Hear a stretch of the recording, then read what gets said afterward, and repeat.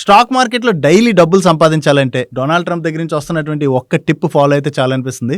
దీని గురించి తెలుసుకోవాలి. యాక్చువల్లీ దీనివల్ల డబ్బులు సంపాదించవచ్చు, కానీ ఎవరు సంపాదిస్తారు? అండ్ రీటైలర్స్కి నిజంగా దానివల్ల డబ్బులు సంపాదిస్తారా, డబ్బులు కోల్పోతారా? ఇవన్నీ కూడా మార్కెట్ అనాలిసిస్లోని డీటెయిల్గా మాట్లాడుకుందాం. దీంతో పాటుగా రీసెంట్గా ఎంటీఆర్ టెక్నాలజీస్ అండ్ అలాగే స్టెర్లైట్ టెక్నాలజీస్ ఈ స్టాక్లోని మనకి కంటిన్యూస్గా ప్రెషర్ కనపడుతుంది కదా. ఈ స్టాక్స్ ఎందుకు కరెక్ట్ అవుతున్నాయని చెప్పి చాలా మంది అడుగుతున్నారు. వాటి గురించి స్టాక్ ఆఫ్ ది డేలో మాట్లాడుకుందాం. వీటితో పాటుగా మార్కెట్లో చాలా ఇంపార్టెంట్ అప్డేట్స్ అండ్ అలాగే రిజల్ట్స్ ఉన్నాయి. అన్ని కూడా 1 by 1 క్విక్గా డిస్కస్ చేసేద్దాం. ముందుగా మార్కెట్ అప్డేట్ చూసినట్లయితే ఈ రోజు సెషన్లో సెన్సెక్స్ 964 పాయింట్స్ పెరిగి 78,151 పాయింట్స్ కి క్లోజ్ అయినట్లయితే నిఫ్టీ 261 పాయింట్స్ పెరిగి 24,334 పాయింట్స్ కి క్లోజ్ అయింది.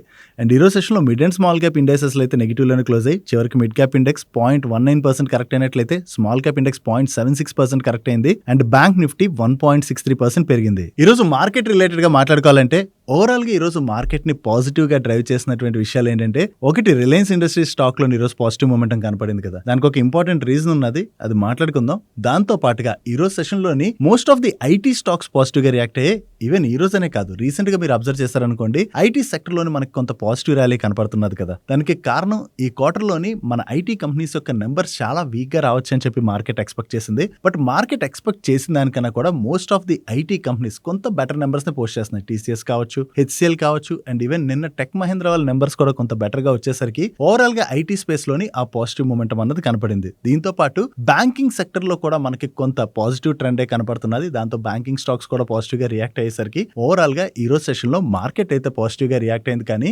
Most of the mid and small cap stocks లో మాత్రం ఈ రోజు సెషన్ లో కూడా ప్రెషర్ అయితే కంటిన్యూ అయింది. దాంతోనే చాలా మంది ఇన్వెస్టర్స్ పోర్ట్ఫోలియోస్ అయితే నెగిటివ్ లోనే క్లోజ్ అయి ఉండొచ్చు. మనకు ఓవరాల్ గా మార్కెట్ రిలేటెడ్ గా అంత పాజిటివ్ ట్రెండ్ ఉన్నదా అంటే వారేం ముగిసిపోలేదు. స్టిల్ ఇరాన్ అండ్ యుఎస్ మధ్యన అటాక్స్ అయితే కంటిన్యూ అవుతున్నాయి. ఇంకా యుఎస్ గురించి మనం మాట్లాడుకోవాలంటే యుఎస్ ఇరాన్ పైన స్ట్రాంగ్ గానే అటాక్స్ అన్నవి కంటిన్యూ చేస్తుంది. ఈవెన్ ఇరాన్ వాళ్ళ బ్రిడ్జెస్ కూడా కొలాప్స్ చేస్తాం అది ఇది అని చెప్పి డొనాల్డ్ ట్రంప్ దగ్గర నుంచి అగ్రెసివ్ స్టేట్మెంట్స్ వస్తున్నాయి. అండ్ అంతేకాకుండా క్రూడ్ ప్రైసులు కూడా రీసెంట్ లో నుంచి మనం కంపేర్ చేసినట్లయితే కొంత పెరిగాయి క్రూడ్ ప్రైసులు బాగానే. అండ్ రూపీలో కూడా వీక్నెస్ కనపడుతున్నది. సో ఇవన్నీ ఉన్నా కూడా మనకి లార్జ్ క్యాప్ స్పేస్ లోని కొన్ని స్టాక్స్ పాజిటివ్ గా రియాక్ట్ అయ్యేసరికి ఓవరాల్ గా ఈ రోజు సెషన్ లో మనం మార్కెట్ అయితే పాజిటివ్ గా క్లోజ్ అయింది. అండ్ మార్కెట్ గురించి ఇదైతే ఒక ఇంపార్టెంట్ న్యూస్ అయితే వచ్చింది. దీని గురించి ప్రతి ఒక్క ఇన్వెస్టర్ కూడా తెలుసుకోవాలి. డొనాల్డ్ ట్రంప్ ఆయన ట్రూత్ సోషల్ మీడియా ఉన్నది కదా, ఈ ట్రూత్ సోషల్ మీడియాలో నేను వచ్చి రోజుకు ఒక ట్వీట్ ఏదో ఒకటి చేస్తుంటారు కదా. ఇరాన్ పైన అటాక్ చేస్తానని ఒక రోజు, లేదా ఇరాన్ అండ్ యుఎస్ మధ్యన చాలా మంచి డిస్కషన్స్ అయ్యాయి, వార్ ఎండ్ అవ్వచ్చు, ఎంఓయూ అవ్వచ్చు అని చెప్పి ఒకే రోజు ఇలా ఏవో ఒక ట్వీట్స్ అయితే చేస్తుంటారు కదా.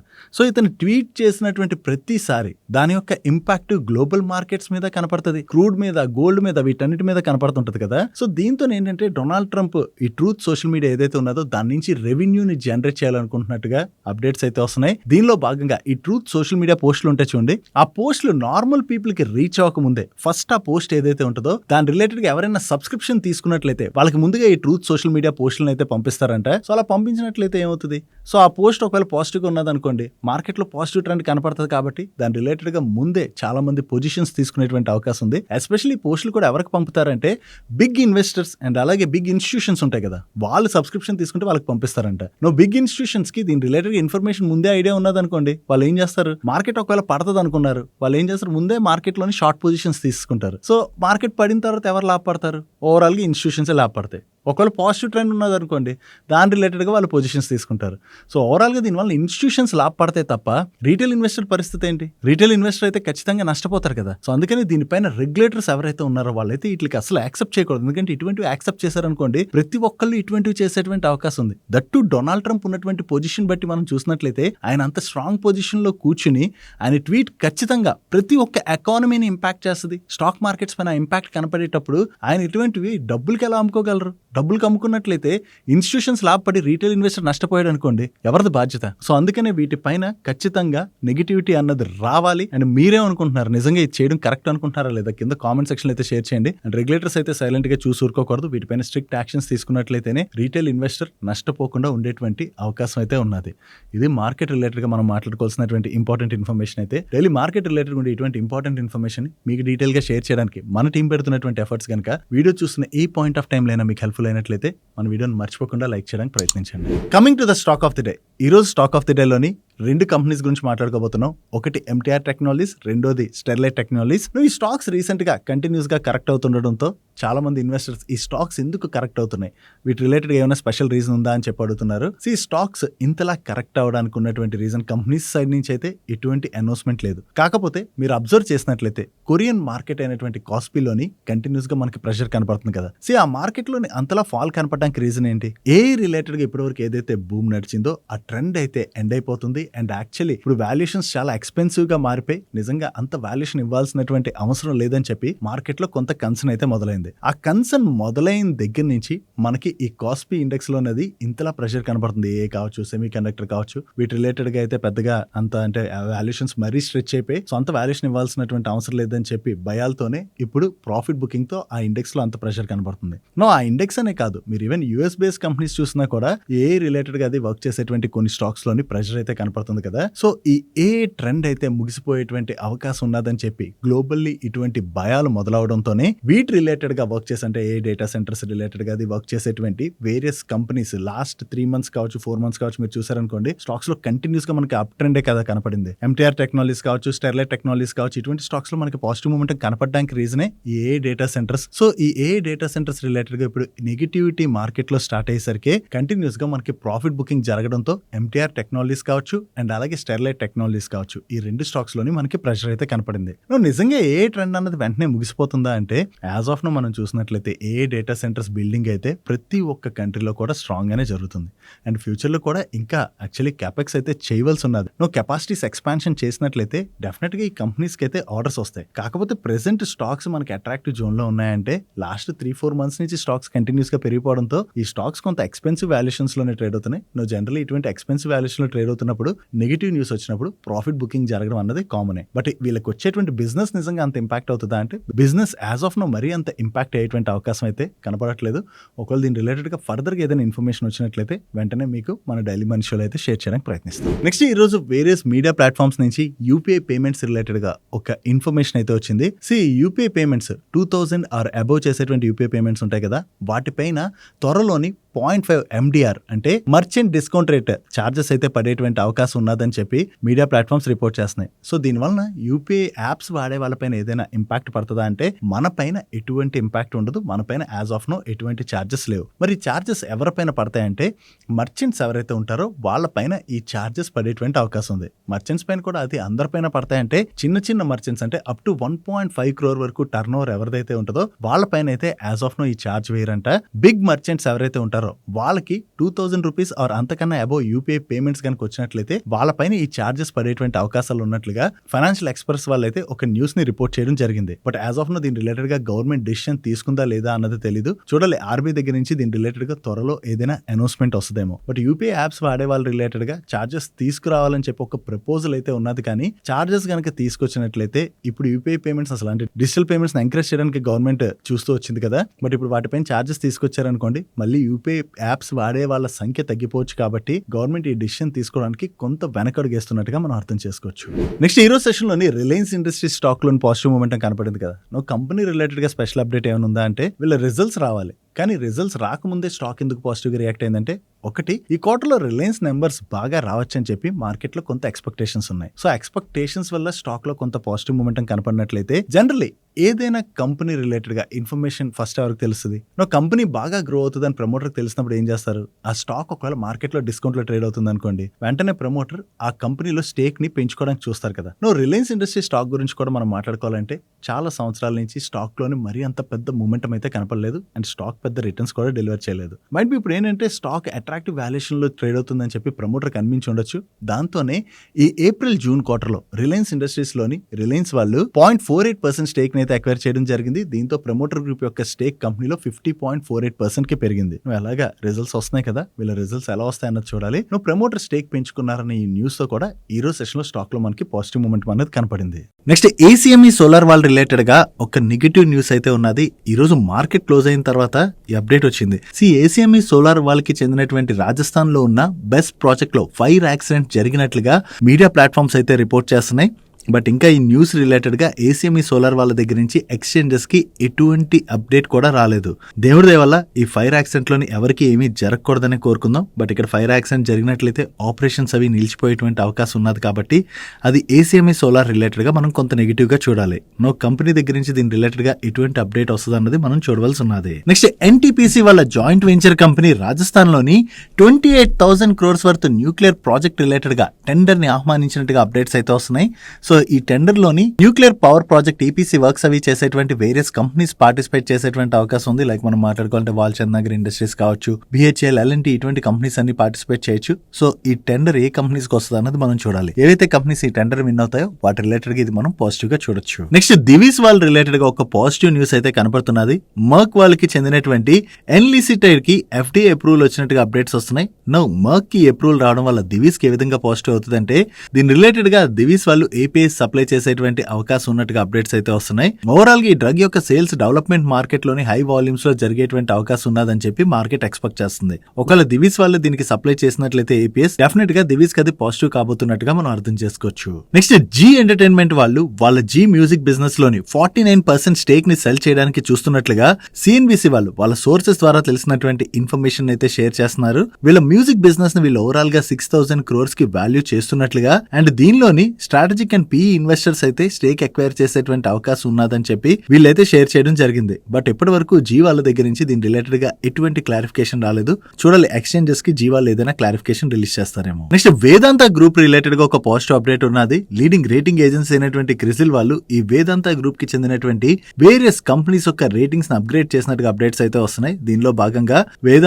వేదాంత అల్యూమినియం అండ్ అలాగే వేదాంత ఆయిల్ అండ్ గ్యాస్ యొక్క రేటింగ్ ని AA+ కి అప్గ్రేడ్ చేసినట్టుగా అండ్ వేదాంత పవర్ యొక్క గ్యారంటీడ్ ఫెసిలిటీస్ రేటింగ్ ని కూడా AA+C కి అయితే అప్గ్రేడ్ చేసినట్టుగా వీళ్ళైతే షేర్ చేస్తున్నారు. సో ఇటువంటి రేటింగ్ అప్గ్రేడ్స్ ఏవైతే వస్తాయో ఆ కంపెనీస్ రిలేటెడ్ గా అది మనం కొంత పాజిటివ్ గా చూడొచ్చు. Next banks and insurance companies మధ్యన డిస్ట్రిబ్యూషన్ అగ్రిమెంట్ ఉంటుంది కదా. సో ఈ డిస్ట్రిబ్యూషన్ అగ్రిమెంట్ ఏదైతే ఉంటుందో అది ఒక బ్యాంక్ అండ్ ఒక ఇన్సూరెన్స్ కంపెనీ మధ్య ఉండకుండా వేరియస్ ఇన్సూరెన్స్ కంపెనీస్ బ్యాంక్స్ తోని టైఅప్ అయ్యే విధంగా చేంజ్ తీసుకురావాలని చెప్పి ఒక ప్రపోజల్ అయితే ఉండేది. కానీ దీని రిలేటెడ్ గా గవర్నమెంట్ ముందుకు వెళ్ళకపోవచ్చు అని చెప్పి ఇప్పుడు CNBC వాళ్ళు వాళ్ళ సోర్సెస్ ద్వారా తెలిసినటువంటి ఇన్ఫర్మేషన్ షేర్ చేస్తున్నారు. ఎందుకంటే ఒక బ్యాంక్ కి మల్టిపుల్ ఇన్సూరెన్స్ కంపెనీస్ ఒక ఇన్సూరెన్స్ ప్రొడక్ట్స్ వచ్చాయనుకోండి, ఆల్రెడీ బ్యాంక్స్ లోని కొంత మిస్ సెల్లింగ్ జరుగుతుంది కదా.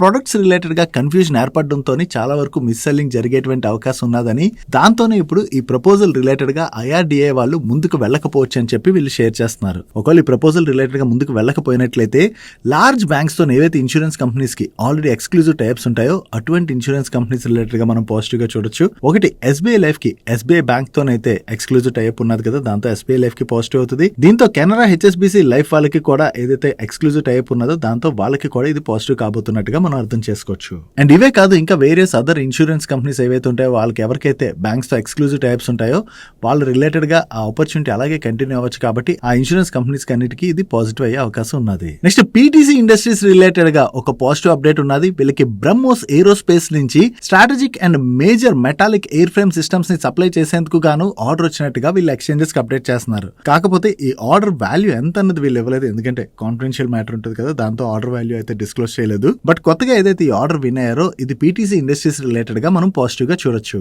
Next solar modules and cells manufacture చేసేటువంటి వారి ఎనర్జీస్ వాళ్ళకి one of the renewable power projects customer దగ్గర నుంచి కొత్తగా ఒక కాంట్రాక్ట్ వచ్చింది. ఈ కాంట్రాక్ట్ లో భాగంగా వీళ్ళు 212 మెగావాట్ సోలార్ మాడ్యూల్స్ ని ఈ కస్టమర్ కి సప్లై చేయవలసి ఉన్నది. ప్రీవియస్ గా ఆల్రెడీ ఈ కస్టమర్ దగ్గర నుంచి వీళ్ళకి 350 మెగావాట్ రిలేటెడ్ గా ఆర్డర్ రావడం జరిగింది. అవి కాకుండా ఇప్పుడు అడిషనల్ గా మరొక 212 మెగావాట్ సోలార్ మాడ్యూల్స్ ఆర్డర్ అయితే వీళ్ళు విన్ అయ్యారు. సో ఈ కస్టమర్ దగ్గర నుంచి ఏదైతే రిపీట్ ఆర్డర్ విన్ అయ్యారో ఇది వారి ఎనర్జీస్ వాళ్ళ రిలేటెడ్ గా మనం పాజిటివ్ గా చూడొచ్చు. నెక్స్ట్ రైల్వే PSU కంపెనీ అయినటువంటి RVNL వాళ్ళు గోవా గవర్నమెంట్ తో ఒక MOU అయితే సైన్ చేశారు. ఈ MOU లో భాగంగా గోవాలోని various infrastructure project implementation related గా వీళ్ళిద్దరూ కలిపి వర్క్ చేయబోతున్నట్టుగా వీళ్ళు షేర్ చేస్తున్నారు. ఓవరాల్ గా గోవా గవర్నమెంట్ తో కలిపి ఏవైతే ఈ ఇన్ఫ్రా ప్రాజెక్ట్స్ రిలేటెడ్ గా వర్క్ చేయబోతున్నారో ఇది RVNL వాళ్ళ రిలేటెడ్ గా లాంగ్ టర్మ్ లో పాజిటివ్ కానుంది. నెక్స్ట్ యునైటెడ్ బ్రెవరీస్ వాళ్ళు వాళ్ళ కెపాసిటీ ఎక్స్పాన్షన్ ప్లాన్ లో భాగంగా తెలంగాణ నిజాం బ్రెవరీలోని వీళ్ళ న్యూ క్యానింగ్ లైన్ లోని ప్రొడక్షన్ అయితే కమిషన్ చేసినట్టుగా వీళ్ళు ఎక్స్చేంజెస్ కి అప్డేట్ చేస్తున్నారు. 2025 లో వీళ్ళు ఏదైతే 90 crores ఇన్వెస్ట్మెంట్ అనౌన్స్ చేశారో దానిలో భాగంగా ఇక్కడ మ్యానుఫాక్చరింగ్ ఫెసిలిటీలోని ఆపరేషన్స్ చాలా ఫాస్ట్ గా స్టార్ట్ చేసేసామని, ఈ ఫెసిలిటీలోని ప్రొడక్షన్ స్టార్ట్ అవడం ద్వారా ఓవరాల్ గా వీళ్ళ brewery annual production capacity 0.4 million hectolitre litres పెరగనున్నట్లుగా వీళ్ళు షేర్ చేస్తున్నారు. సో పెరుగుతున్నటువంటి డిమాండ్ మీట్ అవడానికి వీళ్ళు ఏదైతే ఈ కెపాసిటీస్ ని పెంచుకుంటున్నారో ఇది యునైటెడ్ బ్రూవరీస్ వాళ్ళకి లాంగ్ టర్మ్ లో పాజిటివ్ కానుంది. నెక్స్ట్ కాంపోజిట్ సిలిండర్స్ మ్యానుఫ్యాక్చర్ చేసేటువంటి టైమ్ టెక్నోప్లాస్ట్ వాళ్ళకి హెచ్పిసిఎల్ దగ్గర నుంచి కొత్తగా ఒక కాంట్రాక్ట్ వచ్చింది. ఈ contract value approximately 38 crores and ఈ కాంట్రాక్ట్ లో భాగంగా వీళ్ళు 10 kg ఎల్పిజి కాంపోజిట్ సిలిండర్స్ ఉంటాయి కదా, వీటిని 1,40,000 నెంబర్ ఆఫ్ సిలిండర్స్ ని మ్యానుఫ్యాక్చర్ చేసి హెచ్పిసిఎల్ వాళ్ళకి సప్లై చేయవలసి ఉన్నది.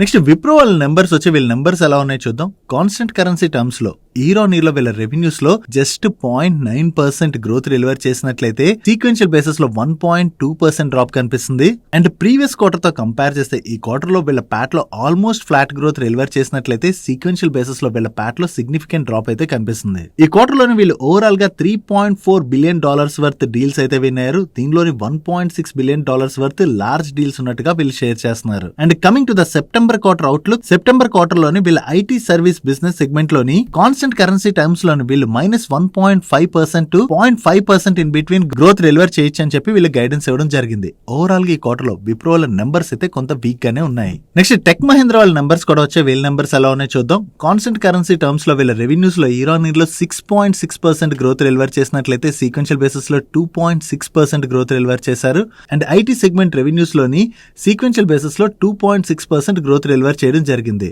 అండ్ వీళ్ళ ఎబిట్ విషయంకి వచ్చేసరికి ఇయర్-ఆన్-ఇయర్ లో 38.6% గ్రోత్ డెలివర్ చేసినట్లయితే సీక్వెన్షియల్ బేసిస్ లో 7.1% గ్రోత్ డెలివర్ చేశారు. అండ్ ప్యాట్ లో కూడా ఇయర్-ఆన్-ఇయర్ లో చూసినా సీక్వెన్షియల్ బేసిస్ లో చూసినా మంచి గ్రోత్ డెలివర్ చేయడం జరిగింది. ఈవెన్ వీళ్ళ ఎబిట్ మార్జిన్స్ లోని ఇయర్-ఆన్-ఇయర్ లో 330 basis points ఇంప్రూవ్మెంట్ కనపడుతున్నట్లయితే సీక్వెన్షియల్ బేసిస్ లో 60 basis points ఇంప్రూవ్మెంట్ కనిపిస్తుంది. అండ్ ఈ క్వార్టర్ లోని వీళ్ళు టోటల్ గా $4,063 million వర్త్ డీల్స్ అయితే విన్ అవడం జరిగింది. ఓవరాల్ గా ఈ క్వార్టర్ లో టెక్ మహీంద్ర వాళ్ళ నెంబర్స్ అయితే బాగున్నాయి. దీంతో ఈ రోజు సెషన్ లో స్టాక్ లోని పాజిటివ్ మూమెంటం కనపడింది. జియో ఫైనాన్షియల్ వాళ్ళ నెంబర్స్ కూడా వచ్చాయి. వీళ్ళ నెంబర్స్ ఎలా ఉన్నాయో చూద్దాం. వీళ్ళ ఇంట్రెస్ట్ ఇన్కమ్ లో ఇయర్-ఆన్-ఇయర్ లో 165% గ్రోత్ డెలివర్ చేసినట్లయితే సీక్వెన్షియల్ బేసిస్ లోని 50% గ్రోత్ డెలివర్ చేశారు. అండ్ టోటల్ ఇన్కమ్ లో కూడా ఇయర్-ఆన్-ఇయర్ లో చూసినా సీక్వెన్షియల్ బేసిస్ లో చూసినా మంచి గ్రోత్ డెలివర్ చేయడం జరిగింది. అండ్ ప్యాట్ లో ఇయర్-ఆన్-ఇయర్ లో 156% గ్రోత్ డెలివర్ చేసినట్లయితే సీక్వెన్షియల్ బేసిస్ లో 205% గ్రోత్ డెలివర్ చేశారు. అదే ప్రీ ప్రొవిజన్ ఆపరేటింగ్ ప్రాఫిట్ చూసినా కూడా ఇయర్-ఆన్-ఇయర్ లో 38% గ్రోత్ డెలివర్ చేసినట్లయితే సీక్వెన్షియల్ బేసిస్ లో 54% గ్రోత్ డెలివర్ చేయడం జరిగింది. ఓవరాల్ గా ఈ క్వార్టర్ లో జియో ఫైనాన్షియల్ సర్వీసెస్ వాళ్ళ నెంబర్స్ అయితే బాగున్నాయి. Coming to segment wise performance, వీళ్ళ ఎన్బిఎఫ్సి గ్రాస్ ఏఎం లోని ఇయర్-ఆన్-ఇయర్ లో 2.6 times గ్రోత్ డెలివర్ చేశారు. అండ్ పేమెంట్ బ్యాంక్ డిపాజిట్స్ లో కూడా 1.7 times గ్రోత్ డెలివర్ చేయడం జరిగింది. అండ్ ఇన్సూరెన్స్ ప్రీమియం లో కూడా ఇయర్-ఆన్-ఇయర్ లోని 1.6 times గ్రోత్ డెలివర్ చేసినట్లయితే పేమెంట్ సొల్యూషన్ టీపీవీ లో కూడా 2.5x గ్రోత్ డెలివర్ చేశారు. ఓవరాల్ గా ఈ క్వార్టర్ లో అక్రాస్ బిజినెస్ సెగ్మెంట్స్ లో వీళ్ళు డీసెంట్ గ్రోత్ డెలివర్ చేశారు. నెక్స్ట్ సియట్ వాళ్ళ నెంబర్స్ వచ్చాయి.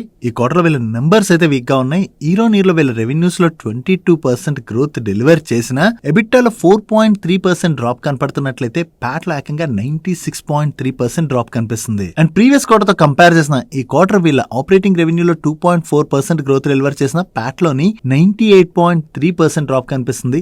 ఓవరాల్ గా ఈ క్వార్టర్ వీళ్ళ బాటమ్ లైన్ సిగ్నిఫికెంట్ గా ఇంపాక్ట్ అవడంతో ఈ రోజు సెషన్ లో మనకి స్టాక్ లో ప్రెషర్ కనపడింది. నెక్స్ట్ హెవెల్స్ వాళ్ళ నెంబర్స్ వచ్చే వీళ్ళ నెంబర్స్ ఎలా ఉన్నాయో చూద్దాం. ఇయర్-ఆన్-ఇయర్ లోని వీళ్ళ నెట్ రెవెన్యూస్ లో 19.7% గ్రోత్ డెలివర్ చేసినట్లయితే ఎబిటాలో 8.8% డ్రాప్ కనిపిస్తుంది. అండ్ నెట్ ప్రాఫిట్ లో 15.3% డ్రాప్ కనిపిస్తుంది. దీనికి కారణం ఏంటంటే లాస్ట్ ఇయర్ సేమ్ క్వార్టర్ తో కంపేర్ చేస్తే ఈ క్వార్టర్ వీళ్ళ advertisement and sale promotion expenses అయితే బాగా పెరిగాయి. దాంతోనే మనకి బాటమ్ లైన్ అయితే ఇంపాక్ట్ అయింది. అండ్ సీక్వెన్షియల్ బేసిస్ లో మనం కంపేర్ చేస్తే ప్రీవియస్ క్వార్టర్ తో కంపేర్ చేసాం అనుకోండి, ఈ క్వార్టర్ నెట్ రెవెన్యూస్ లో మంచి గ్రోత్ డెలివర్ చేశారు. బట్ ప్రీవియస్ క్వార్టర్ తో కంపేర్ చేస్తే ఈ క్వార్టర్ ఎబిటాలో డ్రాప్ కనిపిస్తుంది. అండ్ అలాగే నెట్ ప్రాఫిట్ లో కూడా డ్రాప్ కనిపిస్తుంది. Coming to this quarter highlights, ఈ క్వార్టర్ లోని వీళ్ళకి inflationary pressure and west Asia war related uncertainties ఉన్నా కూడా వీళ్ళ రెవెన్యూస్ లోని మంచి గ్రోత్ డెలివర్ చేసాం. దానికి కారణం డిమాండ్ అయితే చాలా బాగానే కనపడిందని. అండ్ ఈ క్వార్టర్ 1 లోని సమ్మర్ కూడా చాలా స్ట్రాంగ్ గా ఉండడం వల్ల కూలింగ్ ప్రొడక్ట్స్ రిలేటెడ్ గా సేల్స్ అయితే బాగా జరిగినట్లుగా. అండ్ రీసెంట్ గా ప్రైస్ హైక్స్ ఏవైతే తీసుకున్నారో దాని వలన రా మెటీరియల్ ఇన్ఫ్లేషన్ పెరిగింది కదా, దాన్ని ఎండ్ యూజర్ కి అయితే పాస్ ఆన్ చేసేసామని. అండ్ ఈ క్వార్టర్ లో మెయిన్లీ మీడియా రిలేటెడ్ గా ఇన్వెస్ట్మెంట్ స్ట్రాంగ్ గా చేశారంటే ప్రమోషన్ రిలేటెడ్ గా ఇన్వెస్ట్మెంట్ స్ట్రాంగ్ గా చేయడం వల్లే బాటమ్ లైన్ ఇంపాక్ట్ అయింది. But rest of the year లోని ఇది నార్మలైజ్ అయిపోద్దని చెప్పి వీళ్ళ మేనేజ్మెంట్ అయితే గైడెన్స్ ఇవ్వడం జరిగింది. ఓవరాల్ గా నెంబర్స్ కొంత వీక్ గానే ఉన్నా కూడా మేనేజ్మెంట్ దగ్గర నుంచి ఈ డిమాండ్ రిలేటెడ్ గా కావచ్చు, అలాగే కమింగ్ క్వార్టర్స్ లోని ఈ అడ్వర్టైజ్మెంట్ ఎక్స్పెన్సెస్ అవి కూడా తగ్గుతాయి అంటున్నారు. కాబట్టి ప్రైస్ హైక్ తీసుకున్నాక బాటమ్ లైన్ లో కూడా ఇంప్రూవ్మెంట్ చూసేటువంటి అవకాశం ఉండడంతోనే రిజల్ట్స్ వచ్చిన తర్వాత స్టాక్ నెగిటివ్ గా రియాక్ట్ అయినా దాని తర్వాత స్టాక్ లో మనకి రికవరీ రికవరీ కనపడింది. నెక్స్ట్ ఈ రోజు సెషన్ లో ఫెడరల్ బ్యాంక్ వాళ్ళ నెంబర్స్ వచ్చే వీళ్ళ నెంబర్స్ ఎలా ఉన్నాయో చూద్దాం. వీళ్ళ నెట్ ఇంట్రెస్ట్ ఇన్కమ్ లో లాస్ట్ ఇయర్ సేమ్ క్వార్టర్ తో కంపేర్ చేస్తే ఈ క్వార్టర్ లో మంచి గ్రోత్ డెలివర్ చేశారు. బట్ ప్రీవియస్ క్వార్టర్ తో కంపేర్ చేస్తే ఈ క్వార్టర్ డ్రాప్ కనపడుతుంది కదా. దానికి కారణం ప్రీవియస్ క్వార్టర్ లో వీళ్ళకి వన్ టైం గెయిన్ వచ్చి యాడ్ అయింది. ఆ వన్ టైం గెయిన్ ని మనం తీసి చూసినట్లయితే సీక్వెన్షియల్ బేసిస్ లో కూడా వీళ్ళ నెట్ ఇంట్రెస్ట్ ఇన్కమ్ లో మంచి గ్రోత్ డెలివర్ చేశారు. అండ్ ఈ క్వార్టర్ ఆపరేటింగ్ ప్రాఫిట్ లోనూ మంచి గ్రోత్ డెలివర్ చేయడం జరిగింది. అండ్ నెట్ ప్రాఫిట్ లో కూడా వీళ్ళు మంచి గ్రోత్ డెలివర్ చేశారు. అండ్ నెట్ ఇంట్రెస్ట్ మార్జిన్ లో కూడా మనకి మంచి ఇంప్రూవ్మెంట్ కనిపిస్తుంది. అండ్ ఈ క్వార్టర్ లో వీళ్ళ గ్రాస్ ఎన్పిఏ 1.52% గా ఉంటే నెట్ ఎన్పిఏ 0.18% గా ఉన్నది, which is okay. And overall గా చూసుకుంటే ఈ క్వార్టర్ లోని వీళ్ళ నెంబర్స్ అయితే బాగుండడంతో ఈ రోజు సెషన్ లో ఫెడరల్ బ్యాంక్ స్టాక్ లో మనకి పాజిటివ్ మూమెంట్ కనపడింది. That's it for today's daily మనిషి. ఈ రోజు డైలీ మనిషిలో మేము షేర్ చేసిన ఇన్ఫర్మేషన్ మీకు హెల్ప్ఫుల్ అయినట్లయితే మన వీడియోని లైక్ చేస్తూ ఛానల్ సబ్స్క్రైబ్ చేసుకోవడం మర్చిపోకండి. నేను చంద్రశేఖర్ పత్రి మరొక ఇంట్రెస్టింగ్ వీడియోతో కలుద్దాం. Good night and happy weekend.